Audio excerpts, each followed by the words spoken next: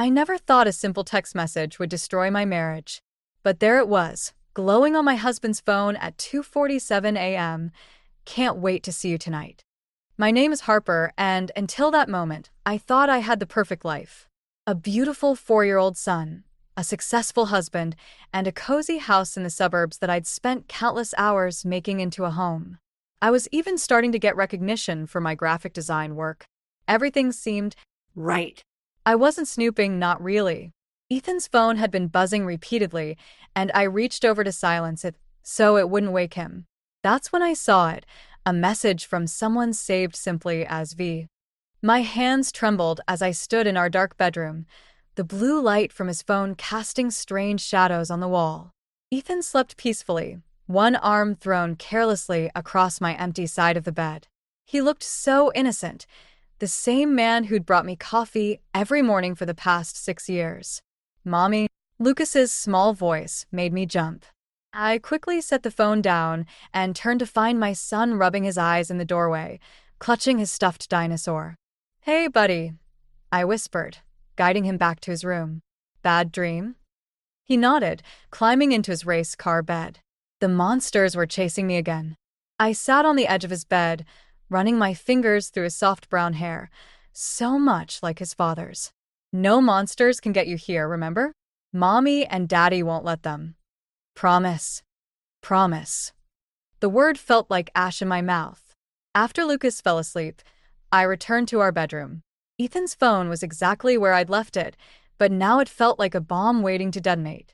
I picked it up again, my heart pounding as I scrolled through his messages.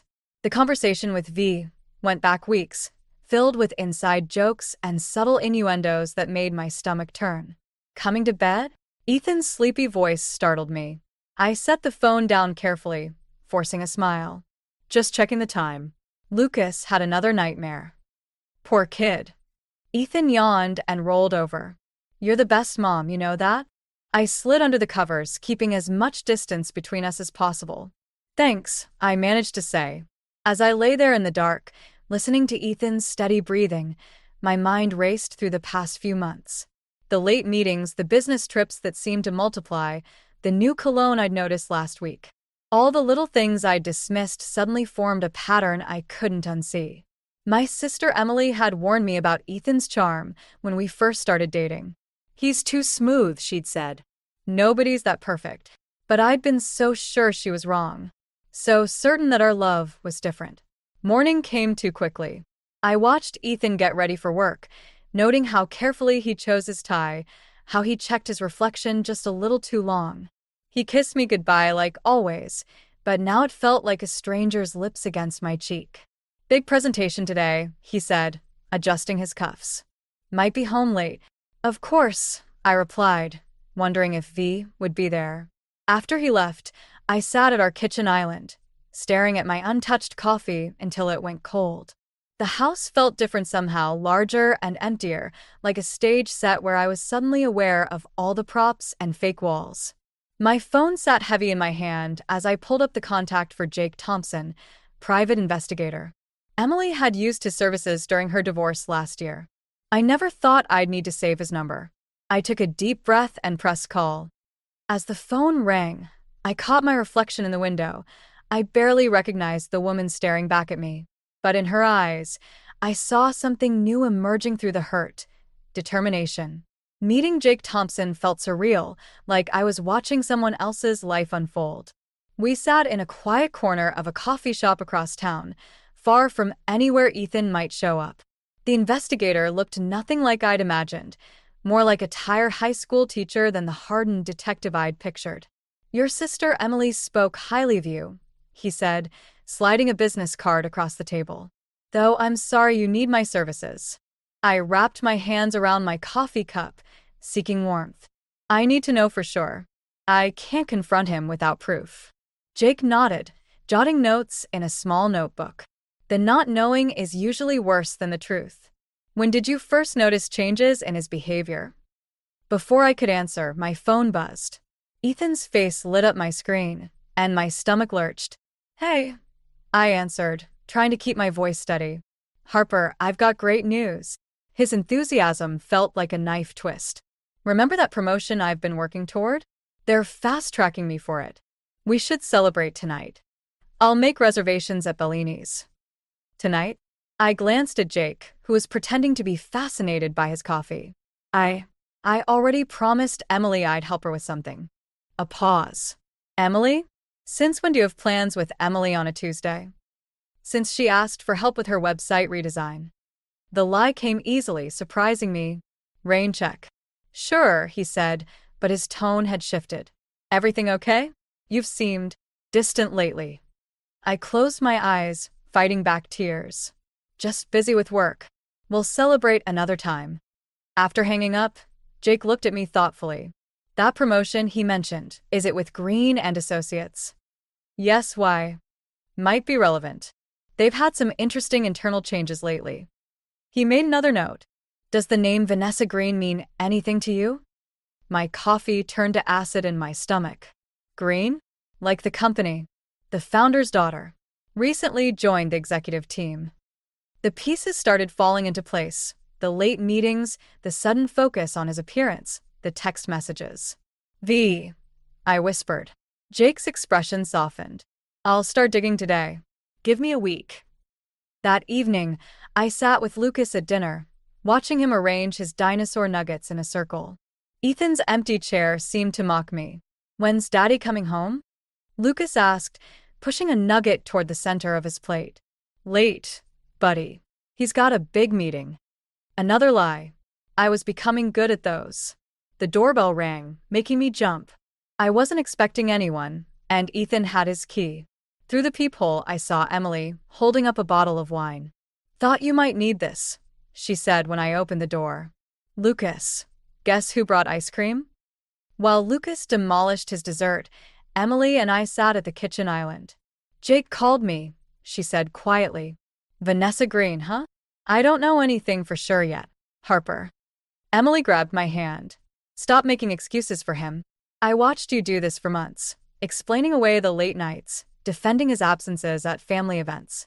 You deserve better. It's not that simple. I pulled my hand away. We have Lucas to think about. And what's Lucas learning right now? That it's okay for his father to. Mommy, Lucas called from the living room. Can we watch a movie? Sure, sweetie. Pick one out. I turned back to Emily. I need proof first. Real proof. Emily's phone chimed. She glanced at it, then did a double take. Speaking of proof, she handed me her phone. It was an Instagram post from an hour ago, a business dinner at Bellini's. In the background of the group photo, partially obscured but unmistakable, was Ethan. His arm was around a striking woman in a red dress, their heads tilted together, laughing at some private joke. The caption read, "Celebrating another successful quarter with the team.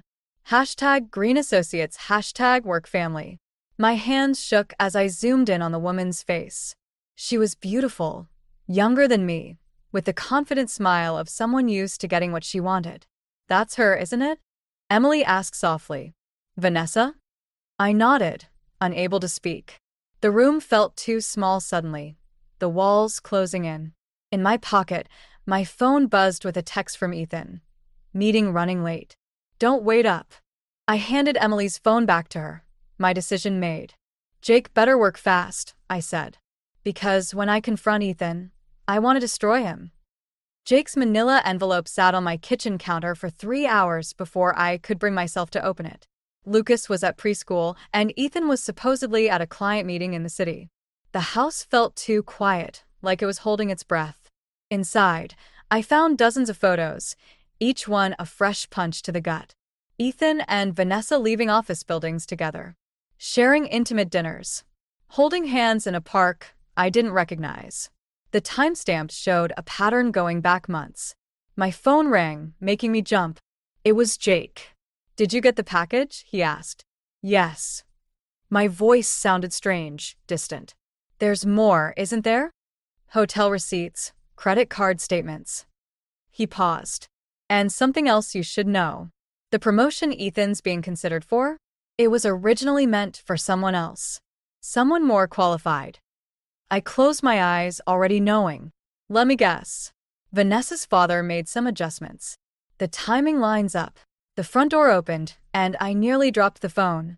Ethan walked in, loosening his tie. My heart stopped. He was supposed to be in the city. "I'll call you back," I whispered to Jake, hanging up. "Hey, beautiful," Ethan said, kissing my cheek. Meeting got cancelled. Thought we could have lunch together. He noticed the photos spread across the counter. "What's all this?" I watched his face as he processed what he was seeing. The color drained from his cheeks, but something else flickered in his eyes. Not shame, but calculation. "Harper, I can explain." "Explain what?" I picked up a photo of him kissing Vanessa outside a hotel. "Explain how you've been sleeping with your boss's daughter to get ahead? Or explain how you've been lying to me for months?" "It's not what you think." He reached for my hand, but I stepped back. "This thing with Vanessa, it's complicated. The company's going through changes and I needed to." "To what?" "Secure your position? Trade our marriage for a promotion." His expression hardened. "You don't understand corporate politics. Sometimes you have to play the game." "The game?" I laughed, but it came out more like a sob. "Is that what you call betraying your family?" "I did this for our family." He slammed his hand on the counter, making the photos jump. "Do you think I enjoy working 60-hour weeks? I do it so you can stay home with Lucas, so we can afford this house, so." "I work too, Ethan. I contribute. And I never asked for any of this, the big house, the expensive cars. Those were your choices." He ran his hands through his hair, a gesture so familiar it hurt. "Where did these photos come from? Does it matter? You hired someone to follow me?" His voice rose. "You invaded my privacy? You invaded our marriage." I was shouting now, years of trust crumbling between us. "How long has it been going on?" "Since before Lucas." "Don't bring him into this." "Why not?" "You did, the moment you decided your ambition was more important than your son's family." The front door opened again. Emily stood there, Lucas holding her hand. My sister took one look at the scene and understood. "Hey, buddy," she said to Lucas. "Want to show me that new video game you were talking about?" Lucas looked between Ethan and me, his lower lip trembling. "Are you fighting?" "No, sweetie, I managed. Just grown-up stuff. Go with Aunt Emily." After they disappeared upstairs, Ethan's facade cracked. "Please," he whispered. "We can work this out. I'll end it with Vanessa. I'll find another job." I picked up another photo, this one of them laughing together at what looked like a company party. Their body language spoke of intimacy, of shared secrets, of betrayal. "You know what hurts the most?" I gathered the photos into a neat pile. "Not the affair. Not even the lies. It's that you really believe you did this for us. Harper, I want you out." My voice was steady now, certain. "Today. And when you explain to Lucas why Daddy's not coming home tonight, I hope you remember it was your game that brought us here." I walked upstairs to my son, leaving Ethan standing in the kitchen with the evidence of his choices scattered around him. Each step felt like moving through water, but I kept going. There would be time for breaking down later. Right now, Lucas needed his mother to be strong. Behind me, I heard Ethan's keys hit the counter, followed by the soft click of the front door closing. The first week after Ethan left, I threw myself into work, taking on extra freelance projects to keep my mind occupied. Lucas kept asking when Daddy was coming home, and each time, the lie stuck in my throat. "Soon, buddy. He's just busy with work." Then came the email from Green and Associates HR department. I stared at my laptop screen, reading the message again. They wanted to hire me for a complete website redesign, a massive project that would normally thrill me. The sender's name made my stomach turn. Vanessa Green, creative director. My phone buzzed with a text from Emily. "Did you see the news?" I opened the link she sent.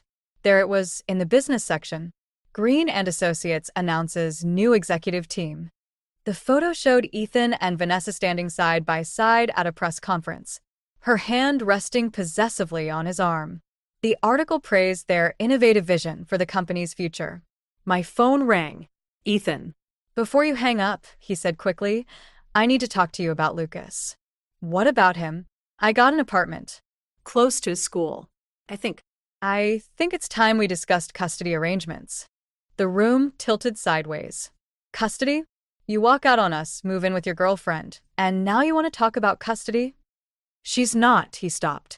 Look, I know you're angry, but Lucas needs both his parents. He needed both his parents 3 months ago when you were sleeping with your boss's daughter. A long pause. Harper, about the website project. You knew? Of course he knew. Did you and Vanessa plan this together? Some kind of twisted olive branch. It was her idea. She thinks you're talented. This could be good for your career.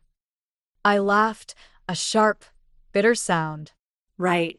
Because working for my husband's mistress is exactly what I need right now. Ex-husband, he corrected quietly. The papers are being drawn up. The words hit me like a physical blow. Even though I'd known this was coming, hearing him say it made it real. The doorbell rang. Through the window, I saw Jake Thompson standing on my porch. I have to go, I told Ethan, hanging up before he could respond. Jake looked grim. We need to talk, he said when I opened the door. There's more to the Green and Associates situation than we thought. He spread documents across my kitchen table, financial records, emails, meeting minutes. Ethan's promotion wasn't just about his relationship with Vanessa. They needed him specifically. Why? Because he knows where the bodies are buried. Jake pointed to a series of transactions. The company's been cooking their books for years. Ethan was in charge of certain creative accounting practices. My hands shook as I examined the papers. Are you saying he's involved in fraud? I'm saying he knows enough to bring down the whole company, which makes him either very valuable, Jake paused meaningfully, or very dangerous. Does Vanessa know about this? That's the interesting part. Jake pulled out another document. These transfers suggest she's been gathering evidence against her own father's company for months. And now she's put Ethan in a position where he has to choose her or his career. I sat back, processing this new information. So, the website project could be a peace offering, or a way to keep you quiet. Jake leaned forward. The question is, what are you going to do with this information? Before I could answer, my phone lit up with a text from an unknown number. We should talk. Coffee tomorrow? Vanessa. I showed Jake the message. He whistled softly. Careful. This could be a trap. Or it could be my chance to understand what's really going on. I thought of Lucas, of the custody battle looming ahead. Knowledge is power, right? Just remember who you're dealing with. Jake gathered his documents. These people play for keeps. After he left, I stood at my kitchen window, watching the sunset paint the sky in shades of red. The same colors Vanessa wore in that first photo at Bellini's. I picked up my phone and typed, "Name the place." Sometimes the best revenge isn't about destroying someone. Sometimes it's about understanding them well enough to make them destroy themselves. The cafe where I agreed to meet Vanessa was exactly what I expected: sleek, modern, and probably charging $15 for a latte. She sat at a corner table, wearing a cream-colored blazer that probably cost more than my monthly mortgage payment. "Thank you for coming," she said, gesturing to the seat across from her. "I ordered you a cappuccino. Ethan mentioned it's your favorite." The casual reference to my husband's intimate knowledge made my fingers curl into fists under the table. Let's skip the small talk. Why am I here? Because we both want to protect the people we care about. She slid a USB drive across the table. Everything you need to know about Green and Associates' financial irregularities is on here, including Ethan's involvement. I stared at the drive. Why would you give me this? Insurance. Her perfectly manicured fingers traced the rim of her cup. My father's empire is built on lies, and Ethan, well, he's in deeper than he realizes. And you're just now developing a conscience?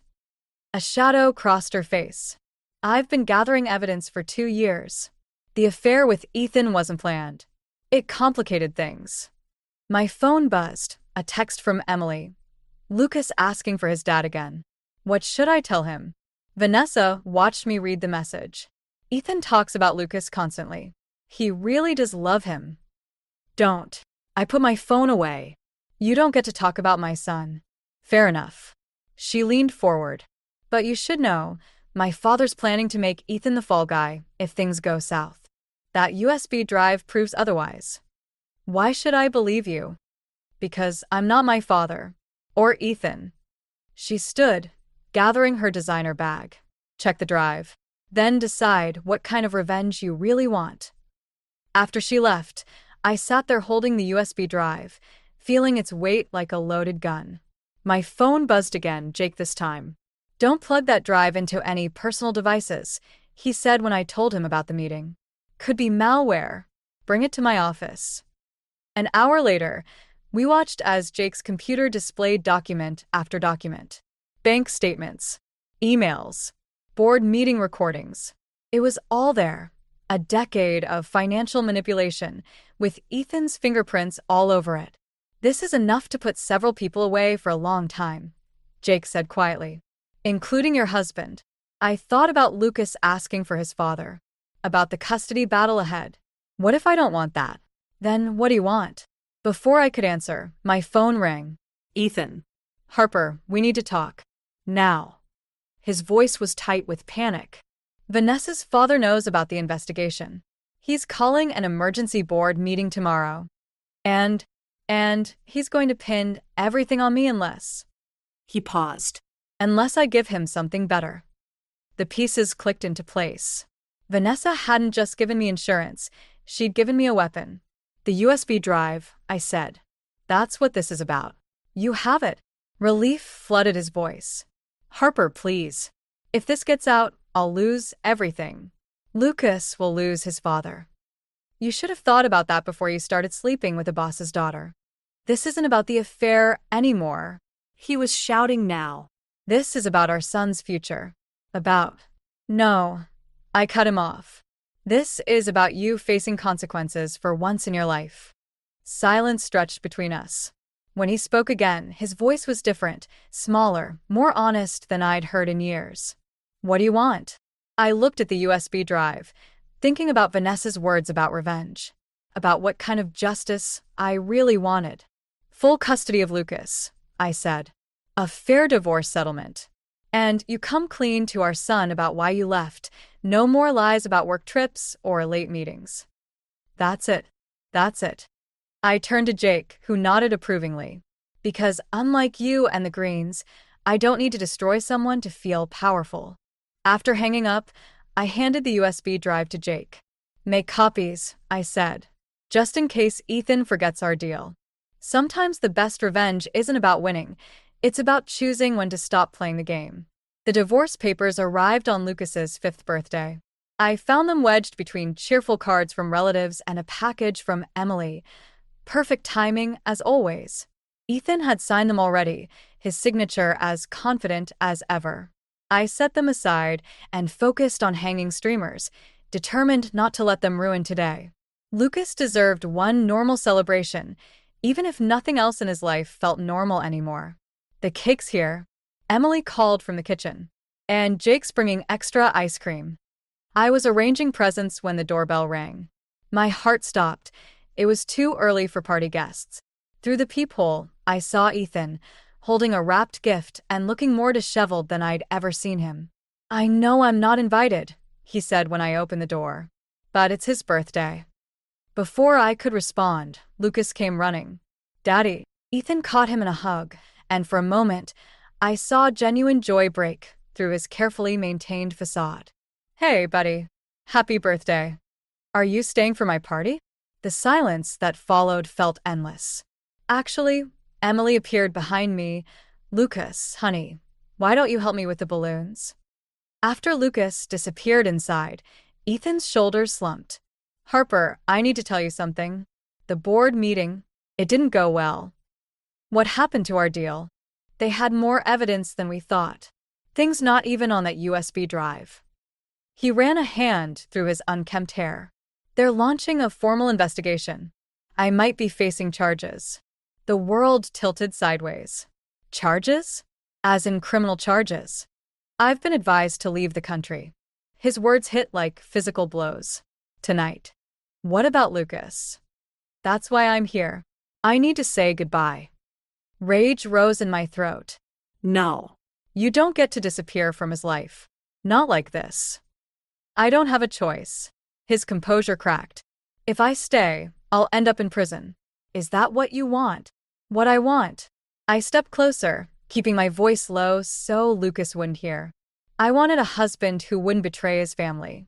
I wanted a father for my son who wouldn't run away when things got hard. I wanted. Mom.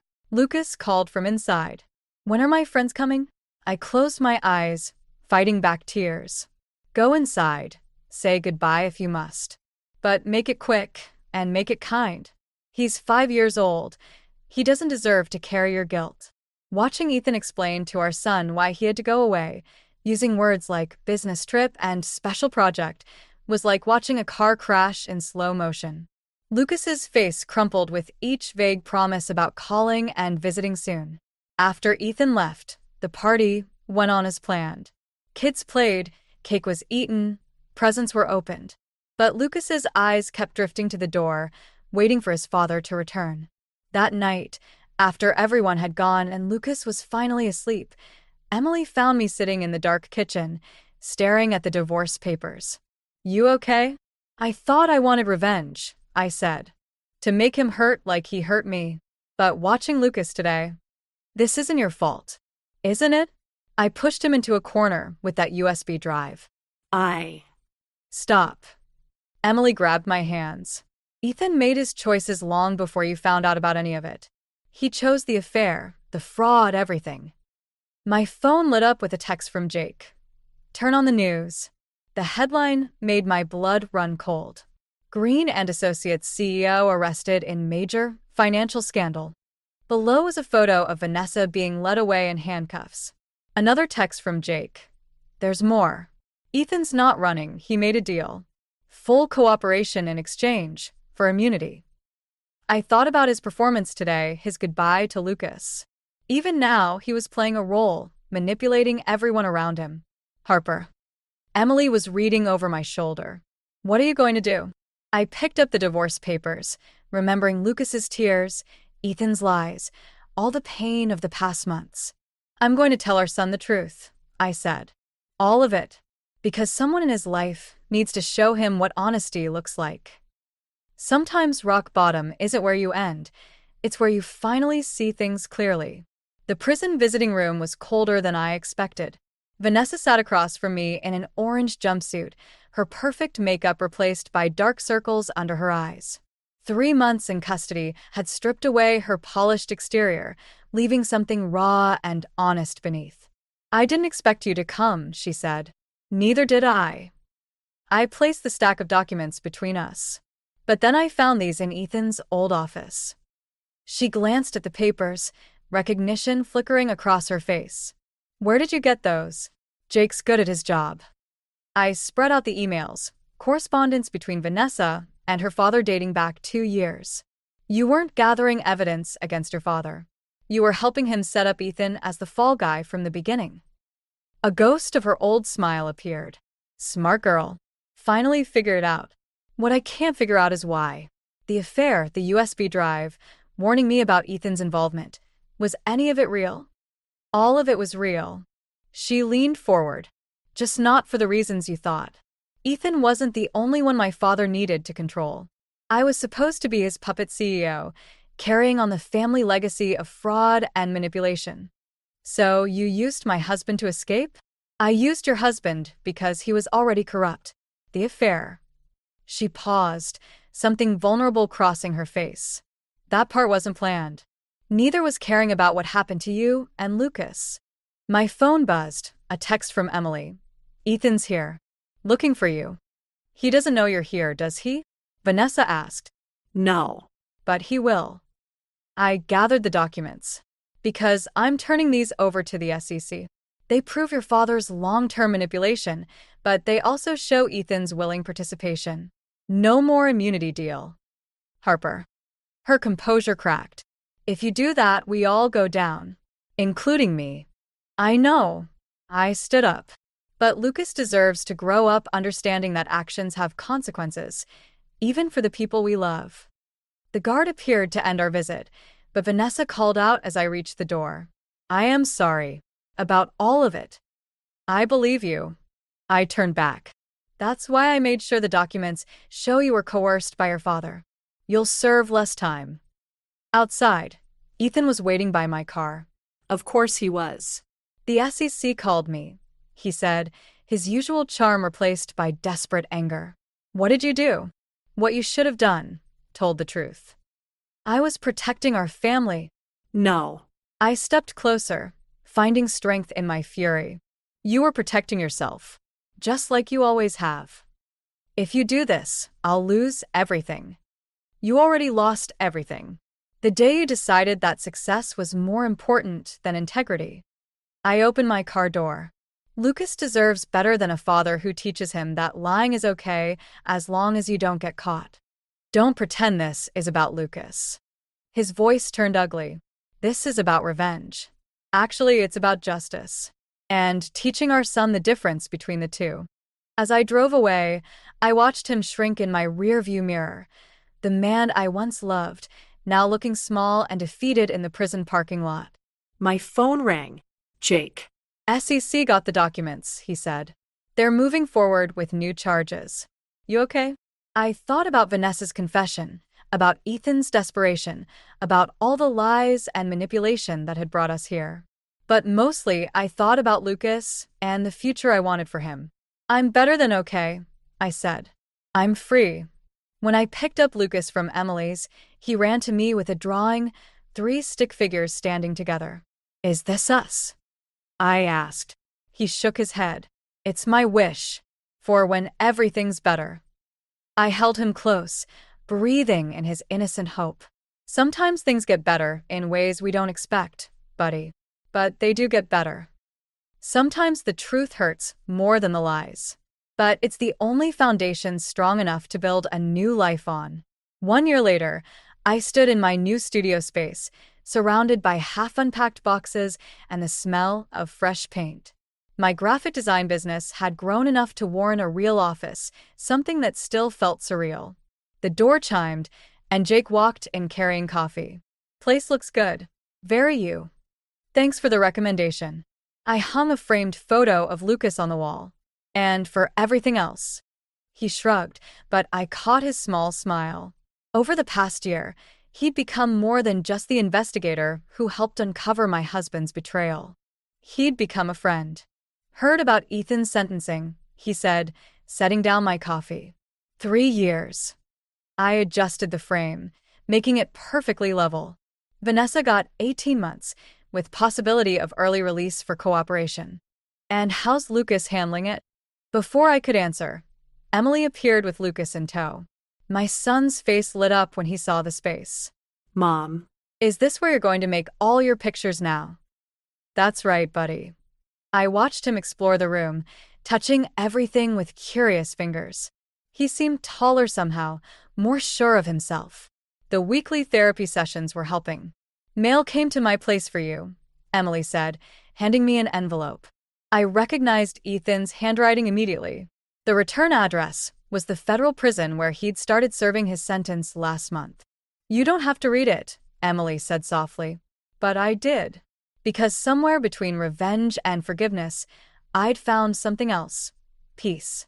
Dear Harper, Lucas's drawing arrived yesterday. The one of his science project. He's getting really good. Must take after his mother. The counselor here says I should be honest in these letters, so here's the truth. I think about that night you found the message on my phone. How different things might be if I'd just been brave enough to be honest then. Or better yet, brave enough to be the man you thought I was. I understand now why you did what you did with those documents. It wasn't revenge, it was a lesson in accountability. One I needed to learn.